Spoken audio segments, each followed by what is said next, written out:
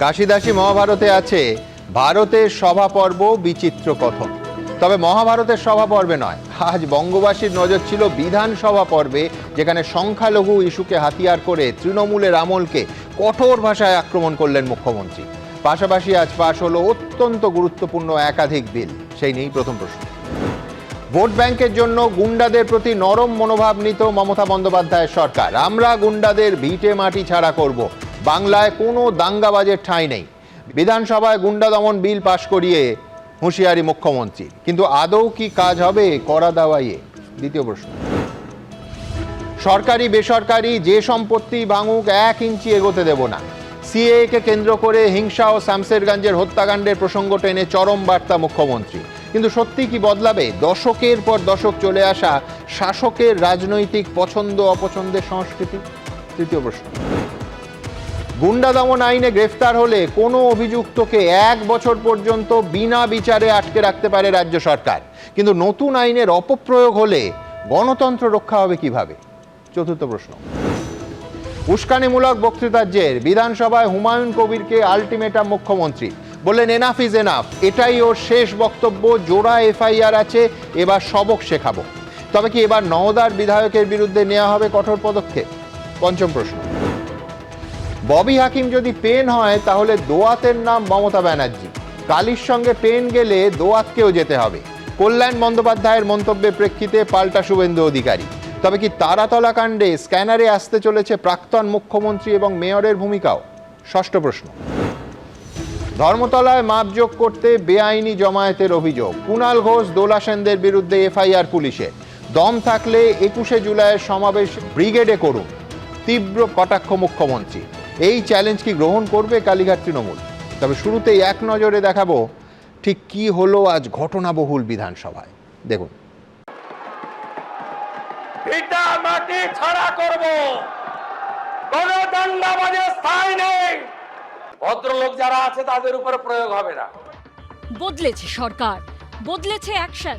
এবার গুন্ডামি করলে আর নিস্তার নেই। বিধানসভায় দাঁড়িয়ে প্রতিশ্রুতি দিলেন মুখ্যমন্ত্রী শুভেন্দু অধিকারী। শুনে রাখুন, যা হয়ে গেছে অতীত, আর কিছু করতে দেব না। যদি করে এই আইনের কঠিন এবং কঠোর প্রয়োগ হবে। আর যে যার পাস রেকর্ড খারাপ থাকবে, যে দলেরই হোক, যে নেতাই হোক, 1 বছর প্রিভেন্টিং অ্যারেস্ট থাকবে। বিক্ষোভ প্রতিবাদের নামে সরকারি বা ব্যক্তিগত সম্পত্তি নষ্টে এবার কড়া পদক্ষেপ। অভিযুক্তদেরই ঘুটি বাটি বেচে ক্ষতিপূরণ আদায় করবে সরকার। সোমবার বিধানসভায় গুন্ডা দমন বিল পাশ করাতে গিয়ে ছত্রে ছত্রে সেটাই পরিষ্কার বুঝিয়ে দিলেন মুখ্যমন্ত্রী শুভেন্দু অধিকারী। সুদ আদায় করব, 3 গুণ টাকা আদায় করব, ভিটা মাটি বেচে আদায় করব। শুধু জেল খাটাবো না, স্থাবর অস্থাবর সব প্রপার্টি অ্যাটাচমেন্ট করব, খুব দ্রুত অকশন করব, আদায় করব। আর সবচেয়ে আতঙ্কের জায়গাটা আপনাদের হয়েছে কোথায় জানেন? প্রিভেন্টিং অ্যারেস্ট, তাই তো? 1 বছর পর্যন্ত গুন্ডা দমন বা সমাজবিরোধী দমন তাকে পূর্ণ সমর্থন করে বিলের কয়েকটি ক্লজ, সাব ক্লজ এবং বিলটার সঙ্গে ব্রিটিশ আমলের রাওলাট আইনের যে একটা 2026-এর সংস্করণ পাওয়া যাচ্ছে, আপনি অ্যামেন্ডমেন্টটা মুভ করুন। গত 15 বছরের তৃণমূল জমানায় এ রাজ্যে বারবার অভিযোগ উঠেছে গুন্ডাদের প্রশ্রয় দেবার। থানায় গিয়ে গুন্ডা ছাড়িয়ে আনা, থানায় হামলা চালানো, কিছুই বাদ যায়নি। এই প্রেক্ষাপটে সোমবার শুভেন্দু অধিকারী বিধানসভায় কড়া হুঁশিয়ারি দেন। কালীঘাট থানায় পুলিশ টেবিলের নিচে ঢুকেছিল। আপনি ভেবেছেন ওইটা আমার দায়িত্ব? পুলিশ কর্মীদের নিরাপত্তা দেওয়া। সরকারি বেসরকারি যাই ভাঙুন, 1 ইঞ্চি এগোতে দেব না। একদম নিশ্চিন্ত থাকুন। দাঙ্গা, বেআইনি সমাবেশ, হিংসাত্মক বিক্ষোভ, আইন শৃঙ্খলা ভঙ্গের অন্যান্য ঘটনায় সরকারি ও বেসরকারি সম্পত্তি সুরক্ষা নিশ্চিত করা রাষ্ট্রের একটি গুরুত্বপূর্ণ দায়িত্ব। যেগুলো নিয়ে একটুখানি জটিলতা আছে অল্প অল্প সময় কোনো ক্রমে ছুঁয়ে নিয়ে পাস করিয়ে দাও। কে হ্যাঁ বলবে? ওই তথাকথিত বালিশ চাটা যাকে বসিয়ে রাখা হবে। এই জন্যই তো মানে সরকার পক্ষটাও বিজেপির আর বিরোধী দলটাও বিজেপির বকলস পড়া। সোমবার বিধানসভায় ধ্বনি ভোটে পাশ হয়ে যায় গুন্ডা দমন বিল। তারা অনুগ্রহ করে হ্যাঁ বলুন। কৃষ্ণেন্দু অধিকারী, আশাবুল হোসেন ও উজ্জ্বল মুখোপাধ্যায়ের রিপোর্ট, এবিপি আনন্দ। রেখেছ ভোট ব্যাংক করে মানুষ করনি। আজ গোটা দিনে রাজ্যের সব থেকে বড় খবরগুলোর উৎসস্থল যদি বিধানসভা হয়, তাহলে সেই বিধানসভার ফ্লোরে দাঁড়িয়ে তার অন্তত 1.5 ঘন্টার ভাষণে দফায় দফায় রাজ্যের মুখ্যমন্ত্রী শুভেন্দু অধিকারী মমতা বন্দ্যোপাধ্যায়ের সংখ্যালঘু ভোট ব্যাংককে মমতা বন্দ্যোপাধ্যায়ের বিরুদ্ধেই অস্ত্র করলেন। পরপর সিএ, ওয়াকফ, এসআইআর ইস্যুতে প্রাক্তন মুখ্যমন্ত্রী মমতা বন্দ্যোপাধ্যায়ের ভোট ব্যাংকের রাজনীতি শুধুমাত্র সংখ্যালঘুদের অশিক্ষা, দারিদ্র্য এবং অনুন্নয়ন বাড়িয়েছে বলে দাবি করলেন রাজ্যের বর্তমান মুখ্যমন্ত্রী। টেনে আনলেন পরপর শামসেরগঞ্জ, মোথাবাড়ির বেলডাঙ্গা, ধুলিয়ান, এই যাবতীয় ঘটনা। এর পাশাপাশি রাজধর্ম পালনের প্রতিশ্রুতিও দিলেন মুখ্যমন্ত্রী। বিধানসভায় গুন্ডা দমন বিল এনে মুখ্যমন্ত্রীর হুঁশিয়ারি যে ভোট ব্যাংকের স্বার্থে গুন্ডাদের প্রতি নরম ছিল মমতা বন্দ্যোপাধ্যায়ের সরকার। কোনটা রাজধর্ম আর কোনটা ভোট ব্যাংকের রাজনীতি সেটা আলাদা করতে পারেনি তৃণমূল সরকার। কোট আনকোট, আমরা গুন্ডাদের ভিটে মাটি ছাড়া করব, আর টেবিলের তলায় লুকোবে না এই সরকারের পুলিশ। তবে আমরা এই আইনের অপপ্রয়োগও করব না। একই দিনে হুঁশিয়ারি এবং প্রতিশ্রুতির জোড়া তাস খেললেন মুখ্যমন্ত্রী শুভেন্দু অধিকারী। আজ আমার প্রথম বক্তা পদ্মশ্রী প্রাপক শিক্ষক কাজী মাসুম আক্তার। তার কাছে আমার প্রশ্ন থাকবে যে এই যে West Bengal public safety and control of anti social activities bill এবং West Bengal maintenance of public order amendment bill, এর অপপ্রয়োগ হলে সেটা তো মারাত্মক হতে পারে, আমি সেই প্রসঙ্গেও আসব, কিন্তু তার যথাযথ প্রয়োগে সংখ্যালঘু সমাজের একাংশের মানসিকতার ক্ষেত্রে কোনো দৃশ্যমান ফারাক হতে পারে? দেখুন, প্রথমত ধন্যবাদ জানাচ্ছি অনেকদিন পরে আমার এবিপি আনন্দে আপনার সহিত আসা। চিত্রনাট্যের মতো, সিনেমার মতো মনে হচ্ছে।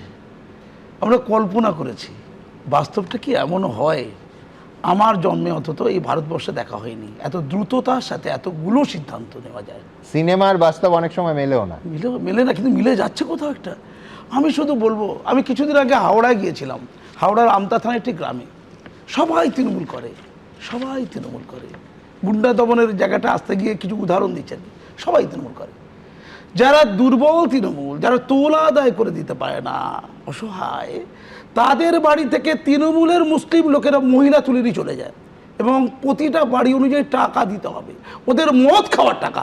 এটা কদিন আগে, আজ থেকে মাত্র 6 মাস আগে। তারা কাঁদছে, তাদেরকে নিয়ে আমি আমতা থানায় গিয়েছিলাম। সেই যে মাতব্বর, সে মুসলমান, যারা অত্যাচারিত তারাও মুসলমান। নওশাদ সিদ্দিকী বারবার বলেন যে মরছেও মুসলমান, মারছেও মুসলমান। শব্দবন্ধটা আজ থেকে 15 বছর আগে আপনার চ্যানেল আমি বলেছিলাম, ঠিক সৃষ্টি করেছিলাম আমি শব্দবন্ধটা পশ্চিমবঙ্গের মাটিতে। আমাকে রক্তাক্ত হতে হয়েছিল তো রাষ্ট্রগীতের জন্য। যারা আমাকে রক্তাক্ত করেছিল পুলিশের সামনে, আপনি যে ল অ্যান্ড অর্ডার বলছেন না, ভারতবর্ষে রাষ্ট্রগীত ভারতে গাওয়া যাবে না, সুদানে গাইতে হবে, এটা অপরাধ করেছিলাম আমি। সেই অপরাধের জন্য রক্তাক্ত হয়েছিলাম, কোমায় চলে গিয়েছিলাম, পুলিশের সামনে মারা হয়েছিল। পুলিশ বলছে খুঁজে পাওয়া যাচ্ছে না। আমি কোর্টকে জানিয়েছি, আমি জানি ওরা কী কারণে লুঙ্গি পরে আছে, কী ধরনের লুঙ্গি পরে আছে, এটা আমি বলে দেবো। পুলিশ খুঁজে পাইনি। এটা হচ্ছে গুন্ডাদেরকে প্রশ্রয় দেওয়া। মাননীয়ার সাথে কথা হয়েছিল আমার, উনি বলেছিলেন আপনার চাকরিকে সুরক্ষিত করছি, আপনি সঠিক মানুষ, আপনি ভালো মানুষ, আপনাকে শিক্ষারত সম্মান আমাকে দিয়েছেন মাননীয়া, কিন্তু বলেছিলেন ওদের দিকে ছোঁয়া যাবে না, ওটা আমার ভোট। দুধেল গাইদের দুধ শেষ হয়ে গেছে। মাননীয়া পাহারাদার ছিলেন, বলেছিলেন গোটা ভারতবর্ষে আমি তোমাদের পাহারাদার। দুধ শেষ হয়ে গেছে, তাই এখন এই দুধ শেষ হয়ে যাওয়া দুধের গাইগুলোকে মনে হয় খাটালে পাঠাতে চাইছে, অথবা তাদেরকে কসাইখানে পাঠাতে দিদি চাইছে। পরিষ্কার আমি আশীর্বাদ মনে করছি। দিদি তো ক্ষমতায় নেই এখন, দাদা কি চাইছেন? দাদা কি চাইছে? দাদা আশীর্বাদ, যে কথাটা দীর্ঘ যুগ ধরে বলে এসেছি, আজকে নয়, 15 বছর ধরে, তার আগে থেকে। একটা সমাজ শুধু ধর্ম নিয়ে থেকে যাবে, তার আইডেন্টিটি থাকবে না, সেই সমাজ ভারতীয়, সেই সমাজ মানুষ, সেই সমাজ বৃহত্তম সমাজের একটা অঙ্গ না, তারা শুধুই মুসলমান, শুধুই একটা ধর্ম। পুরো সমাজকে বিভ্রান্ত করা হয়েছে। আজকে হুমায়ুন কবির যে বলেছে মাথা হঠাৎ গরম হয়ে গিয়েছিল, এই সমাজের হঠাৎ মাথাটা খুব গরম হয়ে যায়। আমি ওই আলোচনা পরে যাবো। গরম করাচ্ছে কি? দিদি এই শিক্ষা দিয়েছে, এদেরকে গরম খাইয়ে দিয়ে এদেরকে মিসইউজ করে শুধু ভোট ব্যাংক করে রেখে এদের সর্বনাশ করে দাও। 15 বছরে মুসলমান জাতি একটা সর্বনেশে জাতিতে পরিণত হয়েছে। যেটা শুভেন্দু অধিকারী করেছে, ইসলাম ধর্ম রক্ষিত হয়েছে। আমার মনে হয় আল্লাহ দোয়া করছেন শুভেন্দু অধিকারীর উপরে। কেন বলছি? শুধু সনাতনী হিন্দুরা নয়, একটু আগে পরে বলবেন এই অ্যাডভোকেট সাহেব। আমি বলছি জাতীয়তাবাদী প্রগতিশীল মুসলমানরা বেঁচে গেছে, চূড়ান্ত সমস্যার মধ্যে তারা পড়তো, যে আলোচনাটা বারবার হচ্ছে না। আচ্ছা বলুন তো, একটা এন্টায়ার জাতি নিয়ন্ত্রক কারা? কিছু মৌলানা মৌলবী, অশিক্ষিত, অত্যন্ত পশ্চাৎপদ, গোঁড়া, অন্ধ একটা সেকশন। আর একদিকে যে গুন্ডা, বদমাস, মাতব্বর, তারা কারা? তারা হচ্ছে ওই শাহজাহান, শওকাত, এরা। কিন্তু আলোকপ্রাপ্ত সেকশনটাকে বাদ দিলে পুরো অন্ধকারে। আপনার চ্যানেলে বলেছিলাম আজ থেকে 10 বছর আগে, সমান্তরাল আলোকপ্রাপ্ত তো উচ্চ শিক্ষা, সমান্তরাল ভেদরেখা তৈরি করা হয়েছে। শিক্ষিত, প্রগতিশীল, জাতীয়তাবাদী মূল হতে থাকা আধুনিক মুসলমানরা শূন্য, জিরো। আমি পদ্মশ্রী অ্যাওয়ার্ড পাওয়ার পরে 2 মাসের পরে ট্রান্সফার করে দিয়েছি। পদ্মশ্রী অ্যাওয়ার্ড পাওয়ার 2 মাসের মধ্যে, তার আগে শিক্ষারত্ন দিয়েছেন মাননীয়া। আমি মুসলমান একজন, ইতিহাসে সবচেয়ে কম বয়সে শিক্ষা সাহিত্যে পদ্মশ্রী পাওয়া লোক, সেই মানুষটাকে ট্রান্সফার, যেহেতু সরকারের বিরুদ্ধে কথা বলেছে, যারা আমাদের মতো লোককে দুচ্ছাই করতে পারে, এটা নিয়তির সিস্টেম, তাকে একদিন দুচ্ছাই হয়ে যেতে পারে। আমি বলছি শুভেন্দু অধিকারীজির আমলে মুসলিম সমাজ বুঝে যাবে কত ধানে কত চাল। তারা বুঝবে বাঁচতে গেলে শিক্ষা দরকার, সংস্কৃতি দরকার, পড়াশোনা দরকার, লড়া দরকার। ওই হাতাকুন্তি, গুন্ডামি, মস্তানির তরোয়াল দরকার নেই। তাই মহরমের দিনে তরোয়াল বন্ধ, তারা জাতীয় পতাকা নিয়ে ঘুরছে, ইসলাম বলে। বেশ, কথা হলো যে এই বিল এবং এই অ্যাকশনগুলো মূল স্রোতে মুসলমানদের নিয়ে আসতে সক্ষম হবে কিনা। আমি এইখানে আপনাদের সামনে রাখবো, মুখ্যমন্ত্রী শুভেন্দু অধিকারী আজ কথা প্রসঙ্গে বললেন সাঁতরাগাছিতে বাস পোড়ানোর প্রসঙ্গ টেনে তিনি সেই সময় তৎকালীন মুখ্যমন্ত্রী মমতা বন্দ্যোপাধ্যায়কে ফোন করেছিলেন। কি বলেছেন হুবহু দেখে নেব, তার কারণ এই অংশটা অনেকের কাছেই অজানা। দেখুন। 2019 সিটিজেনশিপ অ্যামেন্ডমেন্ট অ্যাক্ট, সিএএ আইন লাগু, আইন কার্যকর, 1,21,000 পিটিশন, 19,000 নাগরিকত্বের সার্টিফিকেট। বলেন এ তো সিএএ নয়, এটা এনআরসি।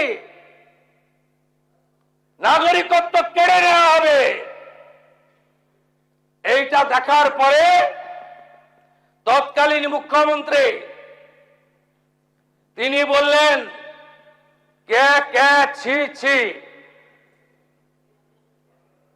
তিনি প্রথম মিছিল করলেন, ওটা ভারতে কোথাও অশান্তি হয়নি, সিটির মোড় থেকে শ্যামবাজার 5 মাথার মোড়। অর্থাৎ আগুনটা লাগালেন, ওই আগুনে বাংলা জ্বলল। শামসির রেল লাইন উপড়ালেন, ভারত যাওয়ার বসে আছে বেলডাঙ্গা, তখন চেয়ারম্যান বেলডাঙ্গার স্টেশন জ্বলল, 500 হকারের দোকান পুড়ল। ঔরঙ্গাবাদে কালী মন্দির, নিমতিতাতে লাইন দিয়ে 68টা দোকান লুট পোড়ানো, রেজিনগরের স্টেশনে আগুন,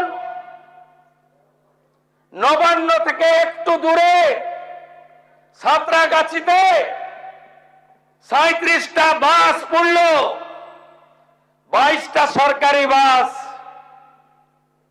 আমি পরিবহন মন্ত্রী, মন্ত্রগুপ্তির শপথ ছিল বলবো না, ফোন করলাম, সরকারি বাস জ্বলছে, বলছে না কিছু করা যাবে না। আমি পুলিশকে বলেছি ওদের সঙ্গে কথা বলতে, যাতে রাস্তাটা পরিষ্কার হয়। দেখুন, আগেই বলেছি এই অনুষ্ঠানে একদিকে যেমন এই বিলের অপপ্রয়োগ হলে সেটা কি মারাত্মক হতে পারে তা নিয়ে সমানভাবে আলোচনা করব। পাশাপাশি আমাদের রাজ্যে সংখ্যালঘু ভোট ব্যাংকে তোষণের রাজনীতি যে কোন চূড়ান্ত পর্যায়ে পৌঁছেছিল সেটাও একই সঙ্গে আলোচনা হবে। 2019-এ লোকসভা ভোটের ফল বের হওয়ার পর 25শে মে তৎকালীন মুখ্যমন্ত্রী মমতা বন্দ্যোপাধ্যায় বলেছিলেন, আমি মুসলিমদের তোষণ করি, যে গরু দুধ দেয় তার লাথি খাওয়া উচিত। প্রকাশ্যে সাংবাদিক সম্মেলনে বলেছিলেন, গোটা দেশ চমকে উঠেছিল। কি বলেছিলেন দেখুন। আমি কিন্তু ইফতারে যাচ্ছি, আপনারাও আসবেন। আমি তো মুসলিমদের তোষণ করি, 100 বার যাব। যে গরু দুধ দেয় তার লাথি খাওয়া উচিত। আমি কিন্তু ইফতারে যাচ্ছি, আপনারাও আসবেন। আমি তো মুসলিমদের তোষণ করি, 100 বার যাব। যে গরু দুধ দেয় তার লাথি খাওয়া উচিত। আবার 2026 সালের 8ই মার্চ ধর্মতলায় ধর্ণামঞ্চ থেকে প্রায় হুমকির সুরে রাজ্যের তৎকালীন মুখ্যমন্ত্রী যা বলেছিলেন সেটা শুধু হিংসায় উস্কানি ছিল না, সংখ্যালঘু সমাজের কাছেও যথেষ্ট অপমানজনক ছিল। কি বলেছিলেন মমতা বন্দ্যোপাধ্যায়? বহুবার দেখিয়েছি, আলোচনা করেছি, তখন এখন আরেকবার দেখুন। আমরা আছি বলে না আপনারা সবাই ভালো আছেন, আর যদি আমরা না থাকি কোনোদিন সেরকম আসে 1 সেকেন্ড লাগবে। একটা কমিউনিটি যখন জোট বাঁধে না, ঘিরে ফেললে 1 সেকেন্ডে দেবে একদম 12টা বাজিয়ে। যদি নিজেদের 13টা বাজাতে না চান, বিজেপির অপপ্রচারে কেউ ভুল বুঝবেন না। দেখুন, এই মমতা বন্দ্যোপাধ্যায় 2011 সালে প্রথমবার শপথ নেয়ার 5 মাসের মাথায় বলেছিলেন, কোট আন কোট, ইশতেহারে সংখ্যালঘুদের বিষয়ে যেসব অঙ্গীকার ছিল তা 90% করে দিয়েছি। অথচ তার শাসনের 15 বছর পর পরিসংখ্যান কিন্তু সম্পূর্ণ অন্য কথা বলছে। আর সেই অনুন্নয়নটাকেই আজকে তৃণমূলের বিরুদ্ধে ব্যবহার করলেন মুখ্যমন্ত্রী শুভেন্দু অধিকারী। Tactful indeed. প্রদীপ্ত কি বলবে? না, tactful indeed, yes, tactful indeed. কথাটা হচ্ছে আজকের এই গুন্ডা দমন আইন নিয়ে ট্যাক্টফুল ইনডিড যে আমরা খুব সচেতনভাবে মুসলিম আর হিন্দুর বিরোধিতার জন্য বসে গেলাম মনে হচ্ছে, বা কে মুসলিম তোষণ করেছে বা করেনি সেটা নিয়ে আলোচনা করছি মনে হচ্ছে।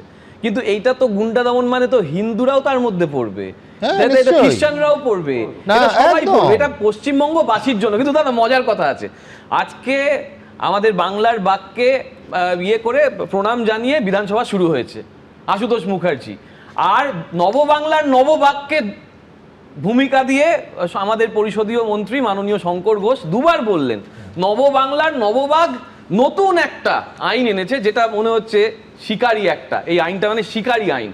এখন নববাংলার নববাগ কাকে বলতে চেয়েছেন সেটা শঙ্করদা ভালো বলতে পারবেন, সেটা উনি জানেন। মানে আশুতোষ মুখার্জির সঙ্গে কোন বাক্যে তুলনা করলে সেটা উনি জানেন। বিধানসভা ভাঙা নিয়ে উনি উদাহরণ দিয়েছিলেন শঙ্করদা, যেহেতু পরিষদীয় মন্ত্রী খুব গুরুত্ব সহকারে বলছি। বাঘ নিয়ে এত কটাক্ষ, নববাগ নিয়ে এত কটাক্ষ করলে মঞ্চের ওপর থেকে নিজেকে বাঘিনী বলেছেন কতবার মমতা বন্দ্যোপাধ্যায়? সেগুলো তো প্রচুর কটাক্ষ হয়েছে, সেগুলো তো এখন অতীত। স্যার, আশুতোষ বাঘ হলে মমতা বন্দ্যোপাধ্যায় নিশ্চয়ই বাঘিনী হতে পারেন না। জেনারেশন গ্যাপ, অ্যাট লিস্ট এটা মানো। আশুতোষ বাবুর সঙ্গে তো ওনাকে বসানো হয়নি, সেটা একটা বিতর্ক।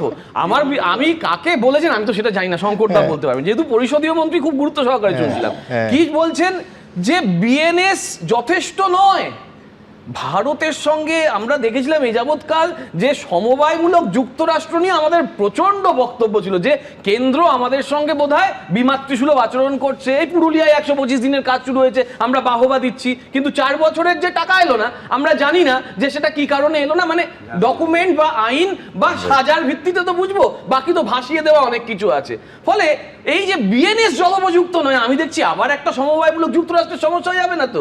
কারণ মন্ত্রী বিধানসভায় দাঁড়িয়ে বলছে বিএনএস যথোপযুক্ত নয়, এ কি ভয়ানক কথা। বিধানসভা ভাঙার উদাহরণ দিলেন, বিধানসভা ভাঙার উদাহরণ যখন দিচ্ছেন আমার তো হট করে অর্জুন সিং এর কথা মনে পড়লো। উনি প্রকৃত পরিবহন মন্ত্রী, কেন একবার তৃণমূল থেকে বিজেপি, বিজেপি থেকে তৃণমূল, তৃণমূল থেকে বিজেপি, এত পরিবহন করেছেন, যথোপযুক্ত পরিবহন মন্ত্রী হয়েছেন। একদম। তাহলে আমি বলছি কিন্তু উনি পরিবহন করেছেন, যাদের কাঁধে ভরে দিয়ে পরিবহনটা করলেন আর যারা গলায় উত্তরী পরিয়ে নিল তার মধ্যে তৃণমূলও আছে, তৃণমূলও আছে। প্রদীপ্ত একেবারে সাদরে বরণ যাকে বলে, যুক্তিতর্কে কুণালদার বক্তব্যের সঙ্গে আমি সহমত পোষণ করছি, বাকিটা তুমি বুঝে নাও। বেশ, কিন্তু আমি বলছি বাঘের কথা আমি বারবার ফিরে আসছি। যখন ববি হাক হাকিম বীরভূমের বাঘ বলেছিল অনুব্রত মণ্ডলকে। আমি তো কটাক্ষ তো করেছি। তুমি আর আমি তো একমত হব যে সেটা স্যার আশুতোষকে অপমান আর না, কিচ্ছু না। আমি বলেছি এখন সে ভিজে বেড়াল হয়ে আছে কিনা আমি সেটাও জানি না। হ্যাঁ। আমার বক্তব্য সে ভালো তৃণমূল না খারাপ তৃণমূল। এই তুমি যে এইমাত্র বললে ববিদার কথা, আমি আজকে দেখলাম একটা মৎস্য বড় ভালো তৃণমূলের জায়গা শামস, যাকে নিয়ে তোমার প্যানেলে বসে আমাদের উত্তর দিতে হয়েছে কি বড় গাড়ি, কত বড় জায়গা থেকে সে কি সব এরোপ্লেন জেট ফেট করে যাচ্ছে, কত বড় নায়িকার সঙ্গে ছবি দিচ্ছে, কত কটাক্ষ শুনলাম। আজকে দেখলাম পুলিশের ভ্যানটা একদম কোটের ঠিক মানে একদম এক ইঞ্চি একদম সম্পূর্ণ আমি এখানে প্রদীপের সঙ্গে একমত। তুমি শেষ বলছি করো। যে ডিমটা ছোড়ার জায়গা সম্পূর্ণ পেলো না। একমত। মানে ডিমটা যে ছুড়বে ঠিক করে দর্শক দাঁড়িয়েছিল কি দাঁড়িয়েছিল জানি না, পুলিশ কিন্তু এখানে যথোপযুক্ত ভূমিকা ঠিক, নিয়েছে। একদম। কিন্তু এত ভালো তৃণমূল আর যে- শেষটা বলো, সন্ধ্যের মধ্যে আমি জামিন। সেটাই বলছি, হ্যাঁ। এত ভালো তৃণমূল সন্ধ্যের মধ্যে জামিন হয়ে গেল। এইটাই যদি আমাদের এই নতুন উস্কানিমূলক বক্তব্যের জন্য, দাদা আমি না আজকাল খুব ভয় পাচ্ছি আজকের পর থেকে, হ্যাঁ। যে তোমার চ্যানেলে যে আসবো, এসে যে আমি একটু সমালোচনা করব, কেউ যদি আমার নামে এখান থেকে বেরিয়ে ঠুকে দেয়, এই তৃণমূলের হয়ে কথা বলছিস আর বিজেপির বিরুদ্ধে এত সমালোচনা করছিস কেন, যা তোর বিরুদ্ধে এফআইআর করে দিলাম, 1 বছর জেল খাটবো দাদা, আমার অধ্যাপনার চাকরি কি হবে? হ্যাঁ, কিন্তু আমি যে- এখানে আমি প্রদীপ্তর সঙ্গে একমত। সেটা হচ্ছে আমি আসবো, আমি তরুণ তোমার কাছেই আসবো, কিন্তু 1 বছরের জন্য নিঃসন্দেহে ল অফ ন্যাচারাল জাস্টিসের সম্পূর্ণ পরিপন্থী কিনা সেই প্রশ্ন আমার থাকবে। কিন্তু প্রদীপ্তকে এটাও ভুলে গেলে চলবে না যে এইখানেই শো হচ্ছে, এইখানেই আমার একজন সহকর্মী পুলিশ জামিন বিরোধিতা করেছে নাকি জামিনের সমর্থন করেছে, নীরব থেকেছে, এই প্রশ্নে রাজ্যে দাঙ্গা হয়ে গেল আর তাতে প্রধান অভিযুক্ত হয়ে গেলাম আমি।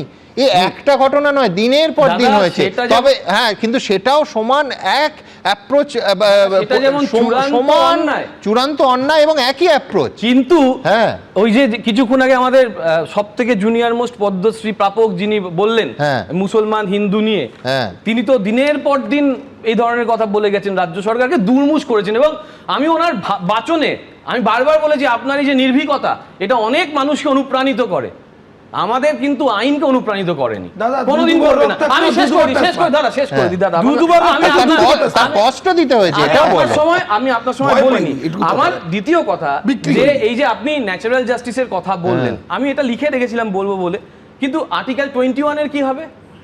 আমি 1 বছর পরে সাজা পেয়ে গেলাম, আমি স্ট্যান্ড স্বামী হয়ে যাবো না তো? স্ট্যান্ড স্বামীর মতন অবস্থা আমার হবে না তো? আমার সেই উমার খালিদের মতন অবস্থা হবে না তো, যে আমি আজ অব্দি বিচারের আশায় কাঁদবো আর শেষে বলবো বিচারের বাণী নিভৃতে কাঁদে? এবং একই সঙ্গে আমি এমন উস্কানিমূলক বক্তব্য, ওকে ডিসাইড করবে আমার কোনটা উস্কানিমূলক কোনটা উস্কানিমূলক না? হু ডিসাইডস? না, এবার কে সিদ্ধান্ত নেবে, কোন চশমা পরে সিদ্ধান্ত নেবে? আমি তরুণের কাছেই আসবো, আবার বলছি যে ল অফ ন্যাচারাল জাস্টিস এবং আর্টিকেল 21 এর পরিপন্থী কিনা সে নিয়ে আমরা আলোচনা করব। কিন্তু তার আগে আপনাদের দেখাবো যে আজকে ওয়াকফ বিল নিয়ে এই রাজ্য উত্তাল হয়েছিল, মোথাবাড়ি থেকে জাফরাবাদ। আজকে মুখ্যমন্ত্রী বিধানসভার ফ্লোরে দাঁড়িয়ে ঠিক কি বললেন দেখুন। ওয়াকফ অ্যামেন্ডমেন্ট বিল, মোথাবাড়ি জ্বালিয়ে দিলেন, ভেঙে দিলেন, লুট করলেন, লাইন দিয়ে 81টা দোকান। আমি হাইকোর্টে গিয়ে লড়াই করে 12 দিন পরে ঢুকলাম। এটা সরকার, আগের সরকার এটা ছিল। 3টে হিন্দুর দোকান লুট করলেন, পাশে 2টো মুসলমান দোকান ছাড়লেন, আবার পরপর 5টা হিন্দুর দোকান করলেন। এটা রাজনীতি। শক্ত হাতে ধরতেন, আধা সেনা চাইতেন, ক্ষতিপূরণ দিতেন, গুন্ডারা এই জিনিস করতে পারত না। বাড়তে বাড়তে বাড়তে এই যে নওদার এমএলএ যে ভাষায় কথা বলে, এটা আপনাদের পাপের ফল। বলছে 4700 জেল, তাই নাকি? আপনাকে কেমন সবক শিখাতে হয় এই সরকারের মুখ্যমন্ত্রী শেখাবে। জাফরাবাদ, দত্তাবাদ, আরে নুন রাখার বাটি রাখেননি, এরা কারা? দেখুন, আমি আমার পরবর্তী বক্তা বিজেপির প্রতিনিধির কাছে খুব স্বাভাবিকভাবে সম্পূর্ণ উল্টো দিক থেকে আসব। এই আইনে কোনো অভিযুক্তকে কোর্টে না তুলে কার্যত বিনা বিচারে 1 দিন 2 দিন নয়, পাক্কা 1 বছর আটক করে রাখা যাবে। এখানেই শেষ নয়, কোনো তথাকথিত বিপজ্জনক ব্যক্তি, কোট আনকোট বিপজ্জনক ব্যক্তি, তার বাসস্থান, তার এলাকা, এমনকি তার জেলাতেও সর্বাধিক 1 বছর ঢুকতেই পারবেন না। এবং এই গোটা প্রক্রিয়াতে আইনজীবী বা আদালতের কার্যত কোনো ভূমিকাই নেই। এখন এই আইনে শেখ শাহজাহান বা সোনা পাপ্পু বা জাহাঙ্গীর খান বা জয়ন্ত সিং বা শওকত মোল্লার বিরুদ্ধে ব্যবহৃত না হয়ে যদি রাজনৈতিক কারণে কোনো নিরপরাধ নাগরিকের ওপর ব্যবহৃত হয়, যেটা আমাদের রাজ্যের গত 15 বছরে সকাল বিকেল হয়েছে, সেই রকম হলে কিন্তু এই আইন আলটিমেটলি গণতন্ত্রের সম্পূর্ণ বিরোধী, অর্থাৎ বিরোধী পরিসরে মারাত্মক ধাক্কা দিতে পারে এই আইনের অপপ্রয়োগ। বিরোধী থেকে আজকের শাসকের চেয়ারে বসা বিধায়ক তরুণজ্যোতি কি এটা মানবে? অথবা এইভাবে আমি প্রশ্নটা করতে পারি, আজ যদি তরুণজ্যোতিরা বিরোধী আসনে থাকতো তাহলে কি এটা মেনে নিত তরুণ?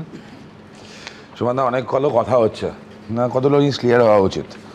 We are much more concerned about our fundamental rights. আমরা অলওয়েজ ফান্ডামেন্টাল রাইটসের কথা বলি, সাথে ভুলে যাই ফান্ডামেন্টাল ডিউটিসের কথা। আমরা অনেক কথা, ফ্রিডম অফ স্পিচ অ্যান্ড এক্সপ্রেশনের কথা বলি, কিছু বলেই দেখবে সবাই আর্টিকেল 19 বলে লাফায়। তলায় ছোট্ট একটা জিনিস থাকে এক্সেপশনগুলো ভুলে যাই, সব কিছু লিমিটেশন থাকে। ন্যাচারাল জাস্টিসের যখন কথা হচ্ছে, আমার 1824 একজন ইংলিশ জাজ জাস্টিস বোরো, তার একটা স্টেটমেন্ট, এটা মেটাফোর পর্যায়ে পড়ে গেছিলো। পরবর্তীকালে ওটা ইন্ডিয়ায় পপুলার হয়। Justice VR Krishna Iyer, chairman board of mining examination versus রামজির জাজমেন্টে, সেটাই হয়, বলা হয় natural justice is not a unruly horse. মানে আমার ন্যাচারাল জাস্টিস আছে বলে আই ক্যানট ডু এভরিথিং, এটা আনরুলি হর্স নয়, কিছু পিলার্স থাকে। কিন্তু বিরোধী দল যখন ছিলে, যখন করতে, তখন ন্যাচারাল ডিউটিজের কথা মনে থাকতো, বারবার কোর্টে গেলে সঠিকভাবেই যেতে। আমরা না মেনে, আমাদেরকে যেখানে না করেছিল দাদা, জোর করে করতে পারতাম, না করে আমরা বারবার কোর্টে গেছি। বারবার যখন তোমরা নবান্ন অভিযান করতে, লালবাজার অভিযান করতে, তখন এই আইনের ডিউটি মেনে সামান্যতম হিংসা হবে না উত্তাল হয়ে যাচ্ছিল যখন আরজিকর এবং অন্যান্য ইস্যুতে পশ্চিমবঙ্গ। হ্যাঁ, তার শাস্তি হয়েছে, কিন্তু তখন এই আইন ছিল না যে 1 বছর বিনা বিচারে কোর্টে না তুলে আটকে রাখা যাবে। অনেক ছেলে মেয়ে সামনে যখন ছিল না, তাদের নামে মামলা হয়েছে। এইখানে বোঝা স্টুডিওতে আমি আর তুমি একটা বিষয়ে আলোচনা করছি, কোনো থানার নাম পর্যন্ত নিইনি, আমি অন্য থানা বললাম কারণ লটা জানি আমি, তারপরেও তুমি আর আমি সেই মামলা অভিযুক্ত হয়েছে। লোকে তো বুঝবে না কি ধারা বলো, পক্সো দেখবে, পক্সো মানে চাইল্ড অ্যাবিউজার, কি আছে না আছে বলবে না, তোমাকেও ভাববে আমাকেও ভাববে। এটা তো হয়েছে সুমনদা। আজকে অনেকগুলো কথা আছে দাদা, হিন্দু মুসলমান কোথা থেকে আসছে এর মধ্যে? আমার প্রশ্ন তো এখানে, ওই কয়েকশো চোর ডাকাতের হে কাটমানির রানী রেখেছিলে মুসলিম সমাজকে দুধ দেওয়া গরু করে মানুষ করনি। কীরকম? কাকে কান নিয়ে গেছে বলে মুসলমান সমাজকে এমনভাবে তৈরি করেছিল, তার কাকের পিছনে ছুটছিল। আরে বাবা, হাতটা দিয়ে দেখ কানটা আছে কি নেই। ওয়াকফ প্রথমে আসলো হচ্ছে সিএ কে এনআরসি বলা হলো, এনআরসি বলে ট্রেন চালানো হলো, হাজারদুয়ারি এক্সপ্রেস, ওই লাইনে আমার বাড়ি, ওখানে ওই লাইনে একমাত্র ভালো ট্রেন ছিল, দাও দাও করে চললো, আমরা দেখলাম। ওয়াকফ অ্যাক্টের নামে, যে শুধু জ্বললো না, 3 দিন ধরে জ্বললো, দাঁড়িয়ে পুলিশ প্রশাসন দেখলো। ওয়াকফ অ্যাক্টের নামে যেটা হলো, আমি আবার বলছি, আচ্ছা আমরা না ধর্মের কথা বলি, আমরা হিন্দু ধর্মকে করি, যারা ধর্মকে, রিলিজিয়ানকে ওপিয়াম অফ মাসেস মনে করে, যার সাথে ধর্মের নাকি কোনো সম্পর্ক থাকে না, তার ধর্ম নিরপেক্ষ, হরগোবিন্দ দাস, চন্দন দাস, ওর স্ত্রীর সাথে তো আমরা কথা বলেছিলাম, ফ্যামিলির সাথে আমরা কথা বলেছিলাম, বলেছিল চন্দনের শরীরটা পড়েছিল, বডি ফালা ফালা করে কাটাচ্ছিল, গল গল করে রক্ত বেরোচ্ছিল, পুলিশ 300 মিটার দূরে থানা, পুলিশ আসেনি, মরতে দেওয়া হয়েছিল। আমি এখানে শুধু তরুণ আমি যোগ করব, সেই রিপোর্ট আপনাদের সামনে আমরা তুলে ধরেছিলাম এই অনুষ্ঠানে, যে ভাবুন মৃত্যু নিশ্চিত হওয়া পর্যন্ত আততায়ীরা থেকে গেছিল, দাঁড়িয়েছিল, যে একেবারে তৎকালীন এলওপি বর্তমান মুখ্যমন্ত্রী, তাকে ওখান থেকে ফোন করা হয়, ফোন করে সে ব্যবস্থা করে, আজকে চন্দ্র আমাদের মধ্যে নেই, চন্দ্র মারা গেছে, চন্দ্রদাকে বলা হয়, চন্দ্রদা অ্যাম্বুলেন্স পাঠায়, যে অ্যাম্বুলেন্সটা দাও দাও করে জ্বলছিল না, সেটা ওই অ্যাম্বুলেন্সটা ছিল, যে চন্দন দাসকে যেটা রিকভার করতে যাচ্ছিল। এটা ছিল সিচুয়েশন তখন। আমি গেছিলাম ওখানে, কোর্টে মামলা যখন হয় ওখানে গেছিলাম। আজকে যখন কথা হচ্ছে যে এই দুটো অ্যাক্টের কথা হচ্ছে তোমার, first West Bengal maintenance of public order act, এটা 1972 একটা আইন, বিভিন্ন সময় কোর্টে যখন আমরা মামলা করেছি তার আগে কিন্তু পুরোটা বলো, তারপর মমতা বন্দ্যোপাধ্যায়ের সরকারও এটা অ্যামেন্ডমেন্ট যোগ করেছিল যে শাসকে থাকে এই আইনটাকে কঠোর থেকে কঠোরতম করে। আমি আসবো তরুণ, কিন্তু তার আগে যেহেতু তরুণ উল্লেখ করবো আমি তোমার কাছেই আসবো। কিন্তু আজকে মুখ্যমন্ত্রী এই চন্দন দাস এবং হরগোবিন্দ দাস অর্থাৎ শামসেরগঞ্জের ঘটনা নিয়ে কি বললেন, এবং ওয়াকফ নিয়ে যে অশান্তি এই রাজ্য উত্তাল হয়েছিল কি বললেন, দ্রুত একবার দেখাবো। 2019 সাল থেকে যে ঘটনাগুলো পরপর ঘটেছে, যার খেসারত এই রাজ্যের একটা সময় কাস্তে হাতুড়ি তাড়াতে ভোট দেওয়া হরগোবিন্দ দাসের পরিবারকে দিতে হয়েছে, যার খেসারত সরকারি সম্পত্তি, রেলপথ, রাজপথ, রাজ্য সড়ক, সরকারি অফিস, ব্যক্তিগত ব্যবসা কেন্দ্র, আবাসস্থল, সব জায়গা ধ্বংসস্তূপে পরিণত হয়েছে।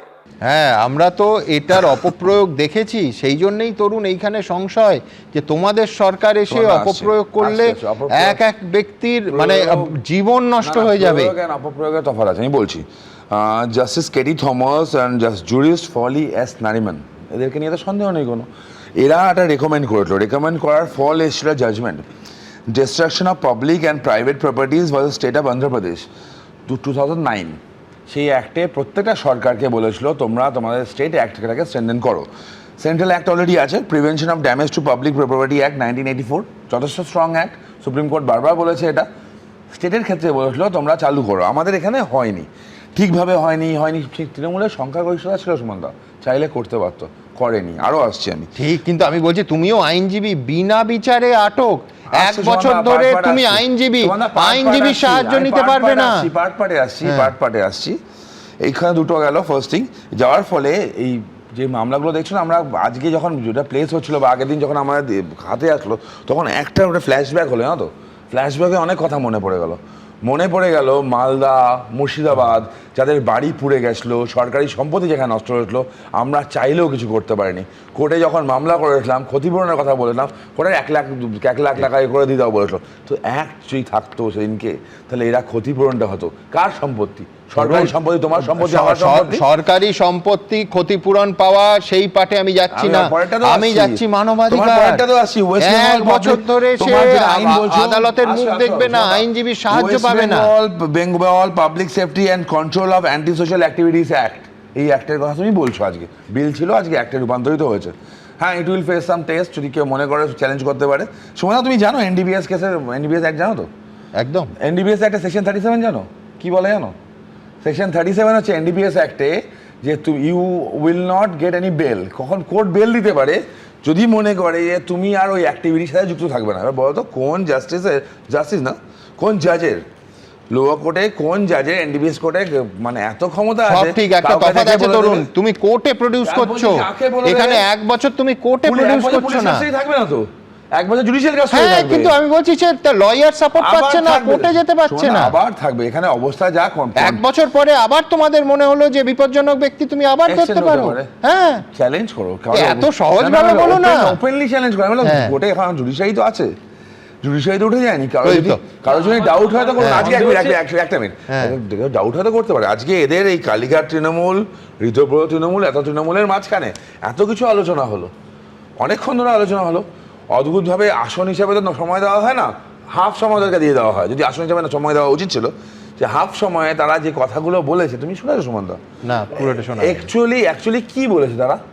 অ্যাকচুয়ালি বলতে কি চেয়েছে? তারা কনস্ট্রাকটিভ কোনো আলোচনা করেছে কি? তারা বিরোধী আসনে আছে, তো বিরোধী আসনে বিরোধী মর্যাদা পালন করুক, আলোচনা ঠিকঠাক করুক, কি প্রবলেম আছে বলুক। 4-5 দিন আগে তো অ্যাক্ট পেয়ে গেছে, মানে বিল পেয়ে গেছিলো, অ্যামেন্ডমেন্টগুলো নিয়ে আসুক। কুণালবাবু দাঁড়িয়ে ড্রয়িং রুমের মধ্যে হেলতে তুলতে একটু বলে দিলেন এটা করা উচিত, অ্যামেন্ডমেন্টটা নিয়ে আসো বাবা। অ্যামেন্ডমেন্ট উনি যথাসময় দিয়ে দেবেন সেটা চিন্তা করো না, দিয়ে কিন্তু দেবেন, act হয়ে গেছে। কনস্ট্রাকটিভের তারপরেও তো তুমি বলছো বিচার বিভাগ আছে, কনস্ট্রাকটিভ যে ডিসকাশনের কথা বলছো, কুণালদা কিন্তু প্রথমেই বলেছেন সমর্থন করে এই জায়গাগুলো বলতে চাইছি বলে বলার চেষ্টা করছেন। আর হ্যাঁ, তুমি কিন্তু ভালো তোমাদের দুজনকেই বলি, আমি বলছি এটা লাইসেন্স রিনিউ হয় না, সেই রকম জুডিশিয়াল কাস্টাডির রিনিউ হওয়ার প্রভিশন। আমি সেখানেই বলছি আমার তো অবাক লাগছে তরুণ যদি বিধায়ক হয়েই থেকে যাবে, কেন বলো তো? কারণ ও তো আর কোর্টে কেস লড়তে পারবে না ওই 1 বছর, মানে ওদের যারা আদালতে এইসব কাজকর্ম করে আর কি, ওকালতি করে, তারা তো 1 বছরে আমি আমার হয় তুমি থাকবে, আমি জানি ও আবার আমার বিধায়ক, ও আমার নিজের বিধায়ক বলে ও আমার জন্য থাকবে, আমার বিধায়ক আমি। দেখুন, আইনের লড়াই, আমি আসছি, শাসক বিরোধীর লড়াই চলবে, কিন্তু আমার বক্তব্য হ্যাঁ এক একটা অংশ সত্যি সত্যিই তো যথেষ্ট গুরুত্বপূর্ণ। তার কারণ হচ্ছে এই সম্পত্তির ক্ষেত্রে সম্পত্তি ধ্বংস করলে প্রয়োজনে সম্পত্তি ক্রোক করে তার ক্ষতিপূরণ দেয়া কোনো কারুর আপত্তি নেই। সত্যিই তো যে গুন্ডা দমন করতে হবে এবং গুন্ডাদের কেন 3 দিন ধরে তাণ্ডব চালানোর সুযোগ দেওয়া হবে, কিন্তু পাশাপাশি গণতন্ত্রের যে পাঁচিলটা দেখা যাচ্ছে সেটার কথাও বারবার বলতে হবে। তার কারণ গণতান্ত্রিক পরিসরকে কোনো মূল্যে গণতান্ত্রিক রাষ্ট্রে ছোট করা যায় না। আমি এইখান থেকে মুখ্যমন্ত্রী শুভেন্দু অধিকারীর বক্তব্য দেখাবো যে আগের সরকার গুন্ডারাই চালিয়েছে আর উল্টো দিকে পুলিশ ফাইলের আড়ালে মুখ লুকিয়েছে, এ কথা আবার আজকে উল্লেখ করলেন বিধানসভায় সঠিকভাবেই। দেখুন, বার্সার কাছে পুলিশকে ঢিল মেরেছিলেন, রক্ত বেরিয়েছে। আপনি কি ভেবেছেন ধুলিয়ানে পুলিশ শাটারের তলায় ঢুকেছিল? ভেবেছেন এই পুলিশ মন্ত্রী সেই রকম? কালীঘাট থানায় পুলিশ টেবিলের নিচে ঢুকেছিল। আপনি ভেবেছেন ওইটা? আমার দায়িত্ব পুলিশ কর্মীদের নিরাপত্তা দেওয়া। সরকারি বেসরকারি যাই ভাঙুন, 1 ইঞ্চি এগোতে দেব না, একদম নিশ্চিন্ত থাকুন। আর আপনারা যারা সাপারর ফ্যামিলি গোটা রাজ্যের, শুনে রাখুন, যা হয়ে গেছে অতীত, আর কিছু করতে দেব না। যদি করে এই আইনের কঠিন এবং কঠোর প্রয়োগ হবে। দেখুন, মুশকিল হচ্ছে রাজনীতিতে না বহু ক্ষেত্রেই যাবতীয় সদিচ্ছার কথা মুখেই থেকে যায়, কাজে আর রূপান্তরিত হয় না। আর আইন কাগজপত্রেই থাকে, বাস্তবে যেটা হয় সেটা হয় আইনের হয় অপপ্রয়োগ, নয় আইন প্রয়োগই করা হয় না। কেন এত বড় কথা বলছি উদাহরণ দিই। 2017 সালের 8ই ফেব্রুয়ারি ওই বিধানসভার ফ্লোরে দাঁড়িয়ে তৎকালীন মুখ্যমন্ত্রী মমতা বন্দ্যোপাধ্যায় বলেছিলেন, কোট আনকোট, কোনো রকম ভাঙচুর তৃণমূল সরকার বরদাস্ত করবে না। আন্দোলন বা অন্য কোনো কারণে জনগণের সম্পত্তি ভাঙচুর হলে যাতে দ্রুত পদক্ষেপ নিয়ে দোষীদের শাস্তি দেয়া যায় তার জন্য ফাস্ট ট্র্যাক কোর্ট তৈরি করা হবে। তারপর 1972 সালের এই West Bengal maintenance of public order অ্যাক্টে সংশোধনী এলে বলা হয়েছিল, কোট আনকোট, সরকারি বা বেসরকারি সম্পত্তিতে আগুন লাগানো, লুটপাট বা ভাঙচুরের ঘটনায় কারাবাসের পাশাপাশি ক্ষতিপূরণও দিতে হবে। এমনকি স্থানীয় বাসিন্দাদের একাংশের আন্দোলনের নামে হাঙ্গামা বা সম্পত্তি ধ্বংস করার মতো ঘটনায় যুক্ত থাকলে প্রত্যেককে ক্ষতিপূরণের দায় নিতে হবে। কিন্তু মুশকিল হচ্ছে এর প্রয়োগও হয়েছে তৃণমূল সরকারের পছন্দ এবং অপছন্দের নিরিখে। তার কারণ যখন সিএর প্রতিবাদে মুর্শিদাবাদের বেলডাঙ্গা, হাওড়ার উলুবেড়িয়ায় বা রাজ্যের অন্যত্র মাত্র 3 দিনে 250 কোটি টাকা, ভুল শোনেননি, 250 কোটি টাকার পাবলিক প্রপার্টি নষ্ট হয়েছিল, ওই সব ধারায় সেদিন কোনো ব্যবস্থা নেওয়া হয়নি। আরও উদাহরণ চাই, ধরুন এসআইআরের হিয়ারিং চলাকালীন বিডিও অফিসে ভাঙচুর এবং সরকারি কর্মীদের নিজে দাঁড়িয়ে থেকে নেতৃত্ব দিয়ে হেনস্থা করেছিলেন তৃণমূল বিধায়ক মনিরুল ইসলাম। বারবার সেই ফুটেজ চ্যানেলে দেখিয়েছি। এই সমস্ত আইনে তার বিরুদ্ধে কিচ্ছু করা হয়নি, বরঞ্চ মনিরুল ইসলাম বুক ফুলিয়ে বলেছিলেন, কোট আনকোট, যা করেছি বেশ করেছি, দরকার হলে আবার করব। ওইসব কঠোর আইনে কোনো ব্যবস্থা নেয়নি তৃণমূল সরকার। অর্থাৎ কঠোরতম আইন থাকলেও তার প্রয়োগ হয় সরকারের পছন্দ এবং অপছন্দ অনুযায়ী, যেখানে আমাদের এই আইন নিয়ে ভয়টা, আর সেইটাই হয়ে যায় গণতন্ত্রের বড় আশঙ্কার কারণ। আমার পরবর্তী বক্তা ডক্টর নজরুল ইসলাম মানবেন। দেখুন, আমি 2-3টে পয়েন্ট প্রথমে পরিষ্কার করতে চাই। আমাদের দেশে এ পর্যন্ত যে আইন ছিল, এই আইনটা আজকে পাশ হওয়ার আগে সেটা যদি ঠিক মতো প্রয়োগ করা যেত তাহলে গুন্ডা বদমাশদের শায়েস্তা করার জন্য যথেষ্ট ছিল, এক নম্বর। দ্বিতীয় কথা, আমাদের দেশটা সেকুলার এবং এখানে আইন সেকুলার, তো সংখ্যালঘুদের জন্য আলাদা করে ভাবনা কেন হবে? আমি আপনাদেরকে প্রশ্ন করতে চাই, আপনারা এখানেই আলোচনায় সোনা পাপ্পুর নাম বলেছেন, অনুব্রত মণ্ডলের নাম বলেছেন, জয়ন্ত সিংয়ের নাম এসছে। এই যে অ্যাক্ট হয়েছে সেই অ্যাক্টরের সঙ্গে অনুসারে মমতা ব্যানার্জিও গুন্ডা, অভিষেক ব্যানার্জিও গুন্ডা। কেন বলেন তো? আমি ব্যাখ্যা করতে পারি। না, ব্যাখ্যা করুন। হ্যাঁ, ব্যাখ্যা করব। দেখুন, মমতা ব্যানার্জির একটা বক্তব্য আপনি দেখালেন। কি দেখালেন? যে একটা কমিউনিটি যদি মনস্থির করে নেয় তাহলে 1 সেকেন্ডে অন্য একটা কমিউনিটির 12টা বাজিয়ে দিতে পারে। যদি 13টা বাজাতে না চান তাহলে আপনাকে কি করতে হবে? এখানে গুন্ডার যে সংজ্ঞা আছে, এটা গুন্ডা হবে। আবার আমাকে উদাহরণ দিতে দিন। যে তৃণমূল ভোটে হারতে পারে না, আমরা জিতে বসে আছি, 4 তারিখে রেজাল্ট বেরোবে, বিজেপি কর্পূরের মতো উড়ে যাবে, আমরা দুর্মুষ করব। আমি বলছি যে সংজ্ঞা দেয়া আছে, আমি যে দেখেছি, এটা গুন্ডা। দেখুন, বলছে যে রেজাল্ট যখন বেরোবে বিজেপি চলে যাবে এবং যারা বিজেপি করে তাদের পিঠে বিজ্ঞাপন লাগিয়ে বলতে হবে যে আমরা বিজেপি করি না। যে সংজ্ঞা দেওয়া আছে সে অনুসারে এটা গুন্ডা। অভিষেক ব্যানার্জির কথা আপনারা নিশ্চয়ই ভুলে যাননি যে যেদিন মমতা ব্যানার্জি এবং ইন্ডিয়া অ্যালায়েন্সের সরকার হবে, ঘরে ঢুকে মারব, অবশ্যই গুন্ডা। আপনারা দেশের স্বরাষ্ট্রমন্ত্রীকে উদ্দেশ্য করে বলতে শোনেননি যে বুকের যদি পাটা থাকে আর বাপের যদি বেটা হন 4 তারিখ 12টার পর এখানে উপস্থিত থাকবেন, গুন্ডা। শোনেননি যে 4 তারিখ দেখা যাবে যে কোন জল্লাদের কত শক্তি আর দিল্লির কোন বাপ কাকে রক্ষা করে? গুন্ডা না? ডিজে বাজানো গুন্ডা না? ওই যে চুল্লি দেওয়ার প্রতিশ্রুতি হার্ট অ্যাটাকে মরার জন্য গুন্ডা না?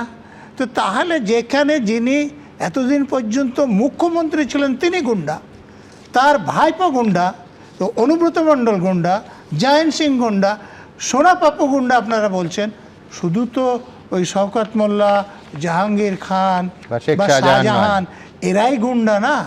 তাহলে গুন্ডার আইন নিয়ে আলোচনায় সংখ্যালঘু সংখ্যাগুরু প্রশ্ন ওঠা উচিত নয়। সেকুলার দেশে কেউ সংখ্যাগুরু নয়, সকলে আইন ধর্ম যা কিছু দেখবে না, নাগরিক। একদম, এটা গেল একদম। এরপর দেখুন, আমি প্রথমে বলেছি যে আইন ছিল সেটা প্রয়োগ করে গুন্ডা বদমাশকে শায়েস্তা করা যেত, এ ব্যাপারে আমার সামান্যতম সন্দেহ নেই। কিন্তু যে আইন হয়েছে সেটা কিন্তু প্রশাসনের লোকেরা যদি গুন্ডা বদমাশদের সত্যিই দমন করতে চান তাহলে তাদের প্রচুর বেশি পরিমাণ ক্ষমতা দিয়ে দিয়েছে। আপনারা প্রিভেন্টিভ ডিটেনশনের কথা বলছেন, আপনারা সংবিধানের 22 নম্বর ধারায় জানতো, যেখানে এই কথাটা বলা আছে যে কাউকে অ্যারেস্ট করলে 24 ঘন্টার মধ্যে ম্যাজিস্ট্রেটের সামনে হাজির করতে হবে।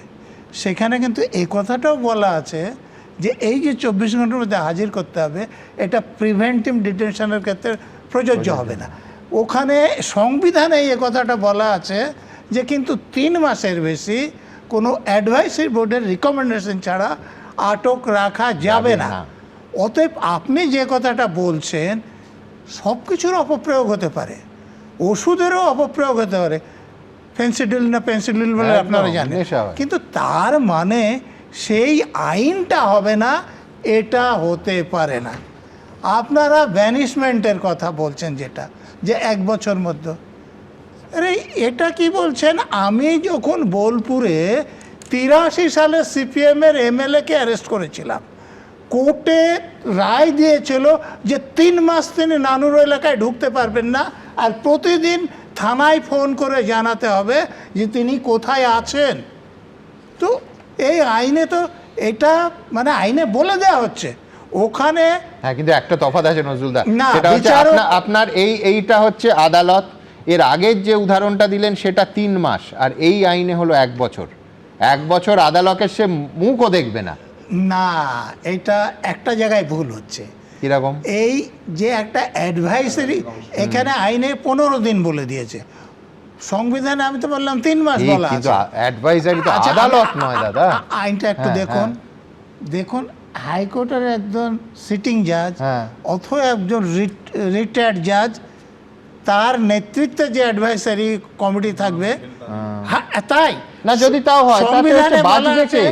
যে অথবা যে সরকার পক্ষের লোক সংখ্যা গরিষ্ঠ। এরকম উপযুক্ত লোক, কিন্তু এখানে বলা আছে হয় আগে জাজ ছিলেন অথবা এখন জাজ হ্যাঁ, কিন্তু আছেন। দেখবেন আইনে লেখাও আছে যে মতপার্থক্য হলে সংখ্যাগরিষ্ঠের মত গ্রহণ করা হবে। এটা গণতান্ত্রিক দেশে সব সময়ই হয়, মানে সংখ্যালঘুদের মত। আমি মানছি যে ব্রুনোকে পোড়ানো হয়েছিল, ব্রুনো ঠিক ছিলেন, গ্যালিলিওকে হাউস অ্যারেস্ট করেছিল, গ্যালিলিও ঠিক ছিলেন, কিন্তু আমি যদি এই যে মানে ভোটে আলটিমেটলি তরুণদের সদিচ্ছের উপর ভরসা রাখতে না, হবে, তাই তো দাদা? ভোটে কারা কমিশনের জিতলো উপর, না জিতলো, হ্যাঁ। তো সংখ্যাগরিষ্ঠ ভোট তো এমনও হতে পারে যারা বিপক্ষে ভোট দিয়েছে তারা বেশি বুদ্ধিমান, তাই বলে কি আমরা সংখ্যাগরিষ্ঠের রায়কে মানবো না? দাদা 15 বছরে এটা তো এত হতে পারে বুদ্ধিমান না। লোক দেখেছি না। একটা ছোট্ট কথা, মানে ভোট থেকে স্যার জিতেছে। এখানে হ্যাঁ। কিছুক্ষণ আগে ও বলছিল না ভালো তৃণমূল, কালীঘাট তৃণমূল, খারাপ তৃণমূল কিছু এই কখন হ্যাঁ, বললাম? ওই তুমি কিছুক্ষণ আগে না, বললে তো। ওই যে তুমি বলছিলে। কথায় কথায় বললো না যে আগে তো বিধানসভায় বলতে হবে, কি একটা বললো সেই সময়। আমরা আমি তোমরা তোমাকে বলতে। না, আমি বলছি অর্ধেকটা আমরা মানে ওরা মমতা তোমাদের ছিল। বন্দ্যোপাধ্যায়, অভিষেক আমাদের বন্দ্যোপাধ্যায়কে বুদ্ধি, আনা ওদের যায়, বুদ্ধি তোমাদের ছিল। কিন্তু ঠিক। স্বরাষ্ট্রমন্ত্রীকে আনা যায় না, উল্টো করে লাটকে দেব, কিন্তু আনা যায় না, কাকে? আনা যায় না এমন একজন কাকে? ব্যক্তিকে যিনি যিনি বলছেন যে শূন্যে ভাসিয়ে দেবে, যিনি বলছেন শূন্যে ভাসিয়ে দেবে, তাহলে এদেরকে কেন বলবো না, যারা আরে যিনি উত্তরটা, এখন বড় উত্তরটা। বাইক চালাচ্ছেন, দামি গাড়ি চালাচ্ছেন, আরে মন্ত্রী চালা হওয়ার কে পরে, নিয়ে বাবা? তার বিরুদ্ধে কেন ও কে কথা হবে না? নিয়ে? আমি তার দুটো বিরুদ্ধে সেন্টেন্স কথা হবে না। বলবো। হ্যাঁ, একদম। এই যে গুন্ডা অ্যাক্টে হ্যাঁ। গুন্ডাদের প্রিভেন্টিভ ডিটেশনের কথা বলা আছে, ব্যানিশমেন্টের কথা বলা আছে, কিন্তু যারা গুন্ডা নয় তাদের কথা তো বলা নাই। তাদের গায়ে বেশি তো লাগছে কেন? দেশের স্বরাষ্ট্রমন্ত্রী যদি গুন্ডা বদমাশদের উল্টা লটকানোর কথা বলেন, তাহলে তিনি কি যারা গুন্ডা শোনো। নয় তাদেরকে লটকানোর কথা বলেছেন? 1 নম্বর। আর 2 নম্বর হচ্ছে যে আইনের অপপ্রয়োগ হবে। আচ্ছা, এনডিপিএস অ্যাক্ট আইন পাস হয়েছে, তো সেই আইনে হেরোইন এরকম ড্রাগের জন্য মিনিমাম সাজা কত? 10 বছর জেল, একদম। 1 লাখ টাকা জরিমানা, একদম, অথবা আর একসঙ্গে দুটোই। গাঁজা হলেও স্যার, 50,000 এখানে একটা টাকা ছোট্ট উদাহরণ দিই, জরিমানা, শামসকে যেমন ছেড়ে 5 দেওয়া বছর হলো, minimum জেল। মৃণাল ঘোষকে কিন্তু এফআইআর করা হলো আজকে শুধুমাত্র আচ্ছা, রাস্তায় দাঁড়ানোর এই জন্য। আইনে কিছু বলবেন সে ব্যাপারে? মিথ্যে কেস আমার মুর্শিদাবাদ জেলায় দেওয়া হয়নি। কেন বীরভূম? শোনো না, বলার আছে। আপনার জেলা মুর্শিদাবাদ বলে আপনার প্রেফারেন্স আছে, কিন্তু আমি বলছি মুর্শিদাবাদ, আপনি- বীরভূম। কিন্তু একটা আপনি যা প্রদীপ নাম তো এটা করলেন, ঠিকই, হ্যাঁ তিনিই তো বলেছিলেন। ক্যামেরা বলছে গাঁজা খেয়েছে, যে বর্ধমানের সব SP কে ঠিক ফোন আছে, কর। কিন্তু আমি বলছি তাও আমি দুটোর মধ্যে তরুণ তফাৎ আছে, একটায় আদালতে যাওয়া যাবে আর এটা আদালতে যাওয়া যাবে না। অপপ্রয়োগের বড় তফাৎ। এক্সাম্পল আমি বলছি। হ্যাঁ, নজরুলবাবু স্বীকার করবেন, হ্যাঁ। অদ্ভুত একটা টুল হচ্ছে ড্রাগ ডিটেকশন কিট, জানো? হ্যাঁ। ইনস্ট্যান্ট চেক করে weather it is drugs or not. তোমার ধরো 100 হেরোইনের কমার্শিয়াল কোয়ান্টিটি 100 গ্রাম, 100 গ্রাম হেরোইনে কতটুকু জায়গা লাগে সমানটা এইটুকু? এবার তার মধ্যে সে গেল, তার 37 এর বেলটা পাবে না, তার লাইফটা হেল হলো। মজার জিনিস হচ্ছে ডিডিটিতে যখন ইনিশিয়াল চেকটা করবে, পরে টেস্ট হবে, আসবে কত পার্সেন্ট আছে পরে আসবে, তখন তোমার যদি এমনি ট্যালকাম পাউডারের মধ্যেও অল্প যদি তোমার মানে হেরোইন থাকে, ডিডিটিতে ড্রাগ ডিটেকশন কিটে ওটা মানে শো করবে ড্রাগস হিসাবে। প্রবলেমটা কি হয়? পানি কেস, মুর্শিদাবাদ, নদিয়া, বীরভূম, পানি কেসে বছরের পর বছর ছেলেরা জেলে। কি করে? তরুণ তুমি যা বলছো একেবারে অক্ষরে অক্ষরে ঠিক, সেই জন্যই তোমাদের আরো সতর্ক থাকা উচিত যে দেখো ক্ষমতায় কেউ সারা জীবন থাকে না, মুশকিলটা কি হয় তার পরের সরকার এলে এই আইনই দেখবে তোমাদের বিরুদ্ধেই সব থেকে বেশি প্রযুক্ত হয়। সমস্যাটা এইখানে। তৃণমূলে ভেবেছিল এই আইনগুলোতে ওরা 150 বছর রাজত্ব করবে, পারেনি তো। ছাত্রদলের যে সভা হলো কিংবা নবান্ন যাত্রা হলো, সরকারি যে গাড়িটা পুড়িয়ে দেওয়া হলো, যে বিজেপি নেতাদের নাম হলো, সেটা প্রয়োগ হবে তো? সেটা প্রয়োগ হবে তো?